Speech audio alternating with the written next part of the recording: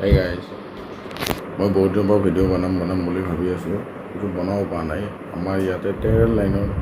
4জন মানুহৰ লগত বহুত ডাঙৰ এটা ঘটনা হৈছে তো আপোনালোকে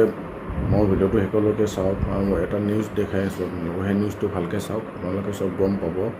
তো তাৰ কাৰণে মই মানে ভিডিঅ' বনাব পৰা নাই আৰু শেষলৈ এতিয়াৰ পৰা ভিডিঅ' পাই থাকিব আপোনালোকে আৰু মোক ছাপোৰ্ট কৰক 3 লাখ ভিউজটো আপোনালোকে দিয়াৰ কাৰণে সহায় কৰক থ্যাংক ইউ সো মাচ